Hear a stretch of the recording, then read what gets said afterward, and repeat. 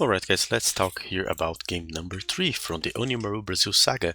This was probably one of the best games of the tournament, in my personal opinion. Honestly, probably the hardest one that I played, despite any kind of result. I lost games quickly, I win games kind of quickly, but this one was very intense. So here's the deal. For the tournament, there were a lot of duos taking part on it, and we did manage to practice with one of the duos, which was Paganini and Faraday. This duo, if I'm not mistaken, reached 60th place or 50th place, something around that. On the tournament, so they are not bad, but they couldn't qualify to the finals. But they are very strategical players, very good on land nomad maps, and also had some very creative strategies. And the strategy that they used against both me and Bro, they did win this map, was a very unorthodox strategy. So we're talking here about the map ZeWall.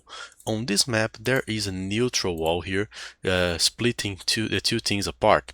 And there's another things. There are a few other things that I think that's worth mentioning. For example, that there are 6 relics on the map. You can see 3 here on our side. There are also 3 here on the enemy side. I'm just not spotting them. 1, 2, there must be a third one somewhere. There it goes, 3. So each side has like 3 relics. And also, it's quite important to notice that this, apart from your main gold, apart from your initial gold and your initial stone, all the other golds and stones are very forward on this area closer to the wall. So if you actually lose the control over that area, you ended up getting gold starved. And this actually works for both things.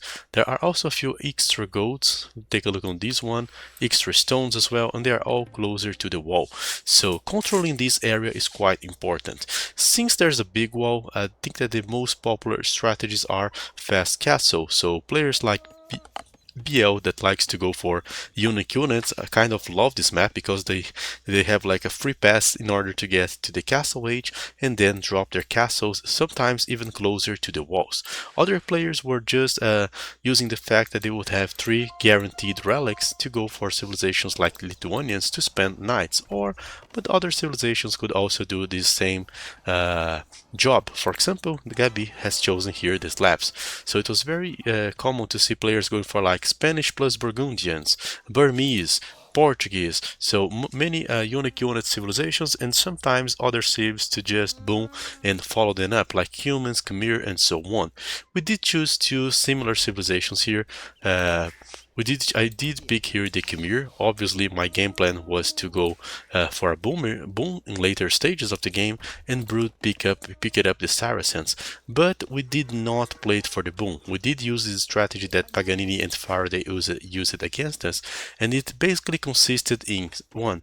Saracen advancing with 2 villagers forward to then make archer ranges and break the wall using both archers and towers, and Khmer going for a very fast castle age uptime, going for like the minimum amount of views on the wood, 15 on food and 3 on gold, allowing the Khmer player to go for a 21 plus 0 or 21 plus 1 villager here.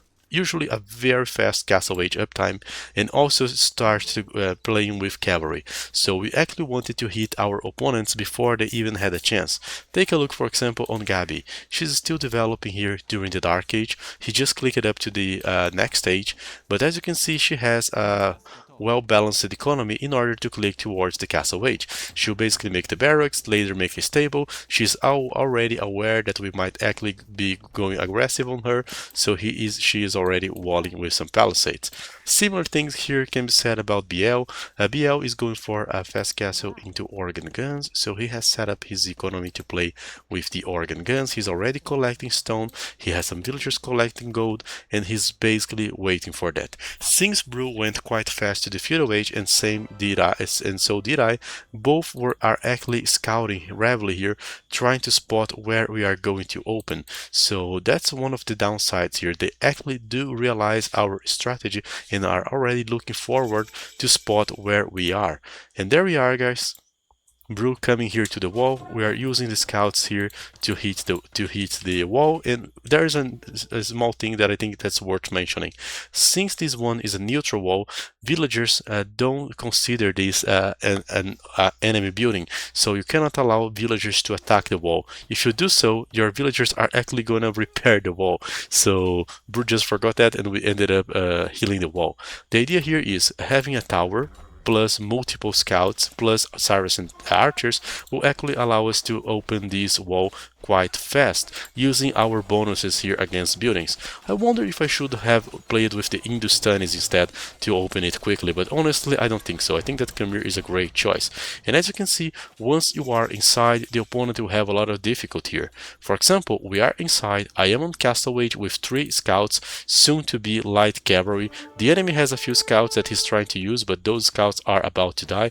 They're barely going to buy some time, and as you can see, BL is desperately trying to wall. He's heavy on the stone, and he's also heavy on the houses here. He have to leave his gold, and he's basically trying to buy time to go to the Castle Age. Gabi is starting to go with some scout cavalry that she can later upgrade to light cav, and honestly I started hitting this house. I tried to convince Brew to hit the house with me, but he just said no. I think that's better to go around. BL can actually buy enough time if we try to get through the house, so we basically try to go to the other side. By the way, why did we attack BL and not Gabi? To be honest, we actually took the decision looking on the map. And when we look at the map, as you can see, there was a forward gold while the other guy had a back gold. So we just thought to ourselves, we actually have better chances of hitting this player that has a forward berry and a forward gold than the other one that has a back gold and can basically just make a small stone wall here and defend himself. So the idea was pretty clear here. We did stop BL from doing several stuff. Gabi was trying to provide a good cover for him using her scouts, but thanks to Brew use of archers, we did manage to kill all the army and also all the villagers from BL. So BL did reach Castle Age with the exactly amount of stone necessary to drop a castle, but only 19 villagers. So he did hurt his economy pretty badly. And right now he was playing with only 20 vills. So we did made a big impact here on his economy, and I still had some army here like light cavalry and knights, and Brew still had his group of archers, and we could still use these to hurt Gabi. The thing is, a small feudal age army without in a follow-up is actually very fragile. So if Gabi had something like 5 knights there, she would actually be able to take us down. Meanwhile, I started to take the relics, trying to make sure that we would benefit from it, and Bruce starting to wall to make sure that we wouldn't get counter-attacked. So this was basically our game plan, and of course we also wanted to trade this army if possible for Gabi's economy here. If it was possible, we actually wanted to hit her as well. Using the combination of Saracen archer plus a few knights, we thought that we would actually succeed in this task, but of course those are already Castle Age houses, they are a bit more resistant, and of course we knew that BL would soon be able to support her using the organ guns, and honestly once he had like 2 or 3 organ guns, I think that all of our army would die, especially considering that we still had some feudal age army. We eventually cleared the house. Organ guns and knights were starting to surround us, so we actually took the decision of diving on her eco, killing several vills in the process. One villager is down, there's a huge investment here on the houses and the other army. I'm trying to buy time. Bruce is sniping a knight. We did spot the villagers, and now we're just about to try and kill a few more villagers. Second vill, third vill. We didn't do exactly the job we wanted, and 4th vill. So we did kill 4 vills from Gabi. We ended up killing a similar amount from BL, and we have lost nothing so far. Our ecos were basically untouched, and we were developing. Knowing that these could get ugly, I decided to invest into more stables, and now me and Brew, we were just okay. We deal the damage, so we are probably ahead on the economy against our opponents, but truth is we were not, guys. We had a lot of inefficiency, a lot of TC idle time. We didn't practice that like not even once. We did have a plan, we did have some idea, but our execution was pretty poor. And right now, around this time, both Gabi and BL had their game plan back on track. BL playing with organ guns and Gabi supporting him with knights. So this was actually their initial idea, and the initial idea was back on track, and Gabi was heavily booming here, already going for a second TC, dropping several knights, so she had a pretty clean game here while we were still figuring out what to do. So basically we just decided to go for our core strengths and try to win the game using them, which was basically Bru using his monk play with no extra investment on the economy, just investing revving into monks, and I trying to boom here and catch up, while we were also both trying to fight against the organ guns, against the knights, and of course there was a wall that would actually grant us some time. Problem is organ guns are quite powerful. Bru lost like half of his archers to a few shots from the organ guns, and also we also need redemption if we want to convert the organ guns, which is quite an investment. Meanwhile I was going for boom, so basically we went back on track and back to our core strengths of going monk and bloom. And boom. The thing is, we did realize that at some point those guys would actually be joining us, so I started to wall back, and we were considering adding outposts here along the map. That was our strategy. Bru would actually scout the top side with outposts, and I would actually scout the downside here with the outposts. But by the time we were even considering doing that, they were already inside. The thing is, with a single petard they actually break into the wall. I tried to re-wall these to buy us back some time and try to react and trap their army out here, but Gabi was raiding me. I lost some views. They did spot my villager trying to wall back, so unfortunately that it didn't work, so they actually kept us open, and trying to get a fight against organ guns proved to be a nightmare, because this unit need no ballistics and still can deal damage to several units. The wall segment is quite large here, so it's not so difficult for them to keep cracking open the wood with the investment of a single petard, and for a guy that has a castle this is basically nothing. So right there we started to get pressured.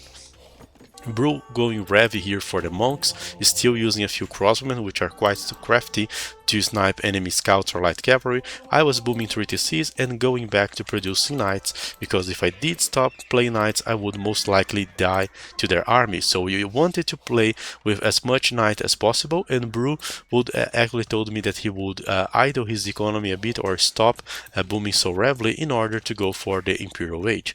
So Bru was going heavy into monks, and later he would go to Imperial Age without heavily booming, while I would be the one heavily booming and also adding massive amounts of cavalry. So basically I would match Gabi's gameplay, while Bru would go for the counter unit from the monks. But this was the problem, guys.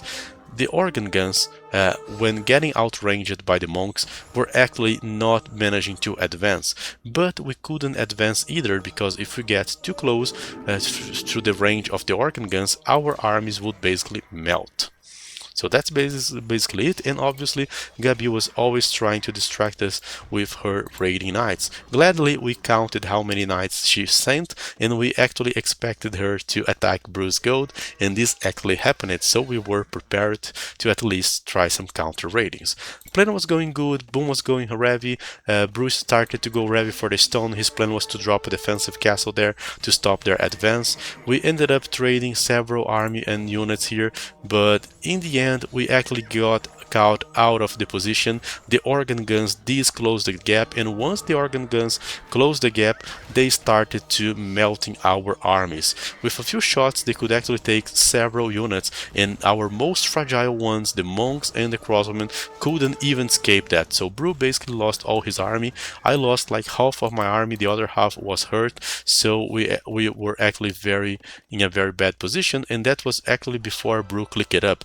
I think that we should have played a bit more defensive there. We were basically trying to survive and buy us extra time. And then Bruce said, okay, I would need to buy a castle because else we're actually gonna die. And I agree. So this was basically a very desperate moment for us. If we hadn't built this castle to at least stop them from advancing towards Brew, we could have probably died. So the idea here was to try to shield this castle until it went up. They actually spotted the castle and dived in, so I had to dive all my army into the organ guns to force them to stop going after the villagers. The idea of this fight was pretty clear. I just wanted to buy time for the castle to go up. It doesn't matter how many army I lost, as long as I actually managed to make a few of them survive to be able to catch them up. So Brew was on the way to Imperial Age. He would soon be able to make both trebuchets and 12 range monks.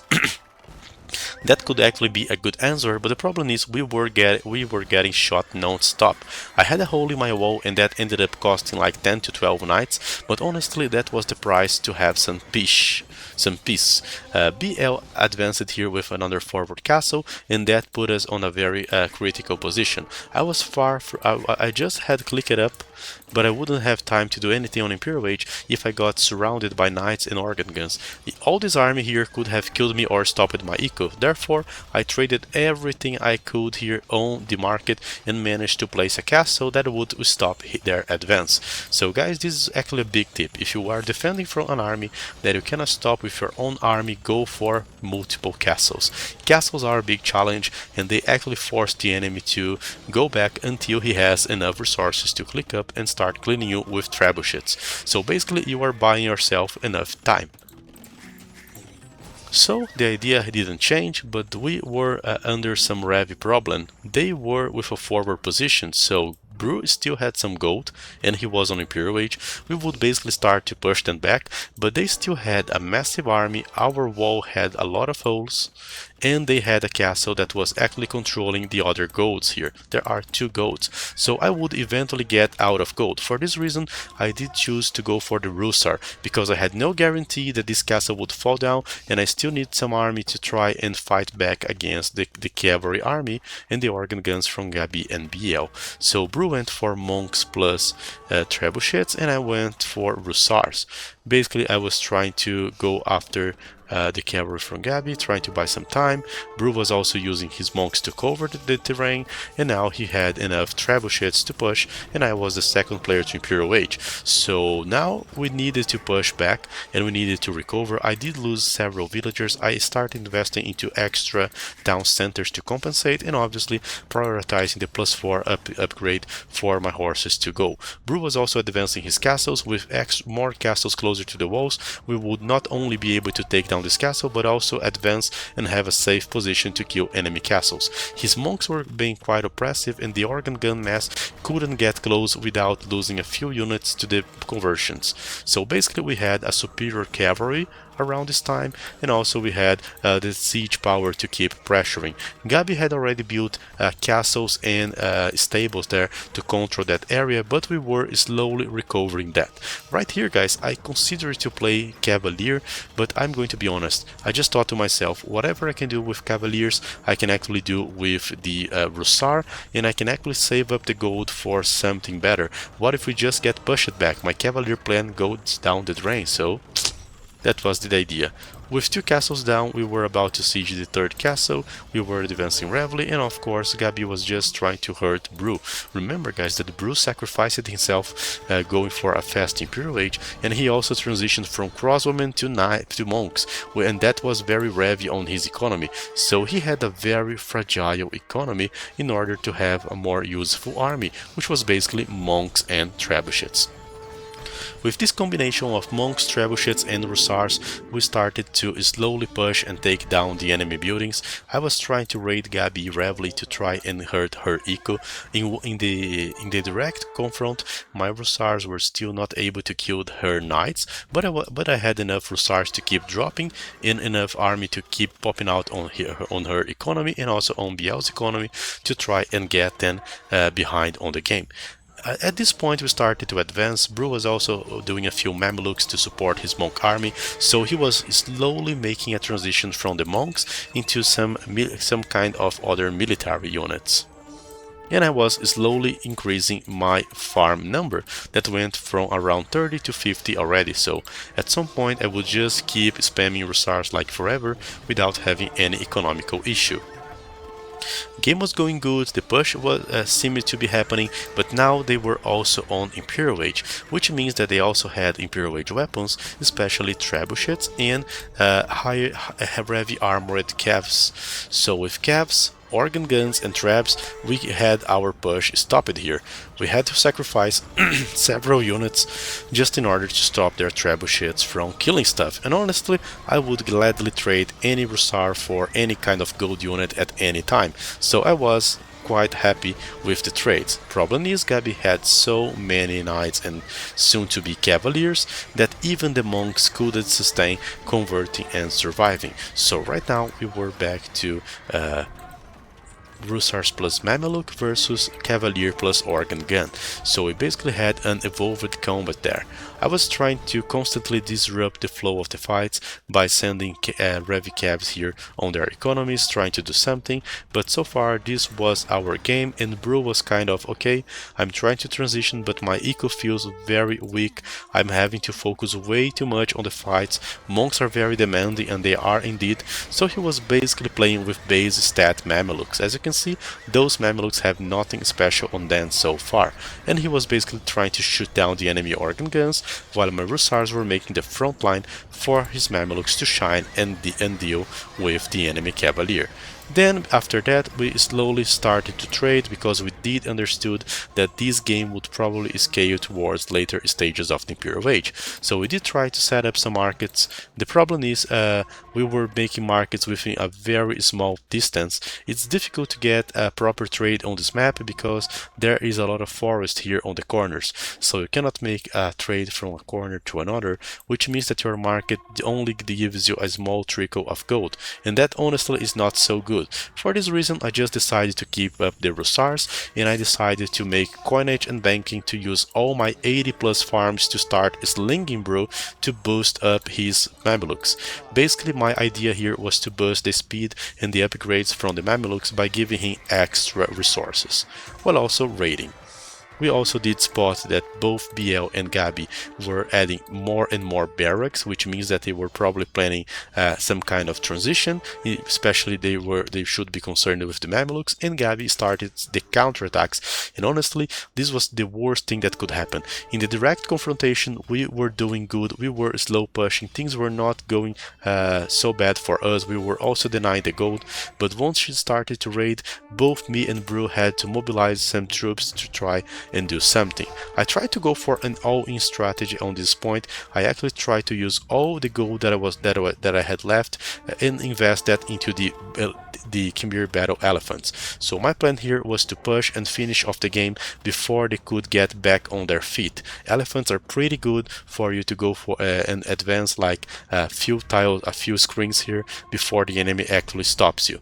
I honestly, if I could go back in time, I would have probably done a different choice. I think that the correct choice for me here was to use my 2 castles, perhaps even buy a third one if necessary, and actually go for the Ballista Elephants. I think that if I have gone for Ballista Elephants with a similar amount of Ballista Elephants, like 17, I could have killed all this army, but I did went for the Battle Elephants, and honestly this was a mistake. Since Gabi was raiding Brew Reveille, I had no support against the pikemen, and the Mamelukes and the monks, which were the best counters to the pikemen, were actually not here by the time we had to fight, and this hurt us pretty badly, so I got forced to go back or sacrifice a few elephants just to hold the ground. So that was very unfortunate, but that was okay. We still had some map control, we were slowly developing trade, we knew that they were not developing trade, and of course now I was being able to share my food with Bro, and thanks to that he was managing to do multiple town centers, recover on the boom, and also improve his military weapons, such as the Mameluke that he could afford upgrading elite. Now we had 2 of our best units, the Khmer Battle Elephant and the Saracens elite Mameluke. In possession of those weapons, we tried to push them, but honestly I think that we were lacking siege. Army versus army, they were just holding us using trash units, And at some point, we started to lose. So I did understood that our plan was not working. I stopped raiding their eco. Gabi was still being very annoying and trying to raid both me and Bro. Bro got his defensive castles denied, and Gabi was creating a lot of trouble for us. On this stage of the game, I decided to just try to hold the ground, keep these elephants together with the Mamelukes, try to buy some time for us to go into another army, and I started to make a Revi Scorpion setup. So right here I understood that if the two of them were using trash units, going for Khmer Scorpions to support the Mamelukes was the correct idea, and the elephants were actually a mistake. For this reason, I think that the Ballista elephants could have been a better choice here. As for Bro, I think that Mamelukes are just perfect because they are excellent on dealing with enemy raidings, and once you have a small number of them, you can also go there and raid the enemy yourself. I was still trying to throw multiple Russars on the enemy, and honestly, one of the things that I wanted to do when I actually threw my Russars there was to spot if they were also trading. In the same way that we had this small trade going on for us, bringing like around 32 gold per trip, I expected to see if they were also doing something similar. The answer is they were not. So I knew that they had a limited amount of gold. They were both focusing their gold on the siege units and playing mostly with trash units. So basically Russars and a lot of halberdiers. Therefore, I knew that my Scorpions would actually be able to push, and I felt very confident that we had a good win condition from this stage, mostly because they had no trade, or basically because their trade were at the start. So it would actually took several times until they had enough weapons. Unless they made something like bombard cannons or onagers, I don't think they would be able to stop these weapons, these Scorpions. And then we basically just kept pushing, advancing and making more and more army. At some point the gold, which was actually a very limited resource, started to go up for us. Their gold was probably going down. They would have to reinvest the gold to improve their trade route, while our trade route was going quite well because we did start it earlier. With the use of several Mamelukes and extra wall layers, Bru had stopped the ratings on his eco, so he could also focus the push together with me. The organ guns were a threat no more, and the Rev Scorpions from Khmer with 9 range and with 8 range so far, and with double crossbowmen upgraded, could actually keep pushing the enemy. So basically I had one of the best Khmer compositions available here for the civilization. Elite Battle Elephant plus the Rev Scorpion, and with this composition I could basically keep harassing. Bru was also using his Mamelukes to try and spot both the trades and the Fetorias from BL, because those were basically the biggest sources of gold that those guys had. So having these Mamelukes placed right there created a big trouble for these guys, because they basically couldn't trade, and we also were melting all their trash unit armies with the use of our gold weapons. Whenever you get in the situation of having to play gold weapons versus trash unit, it's very unlikely that the trash units are actually gonna win, especially if you have a constant flow of gold like a trade route. Therefore, I think that we finally had our win condition, and it was basically slow pushing the enemy and denying him to get access to trade.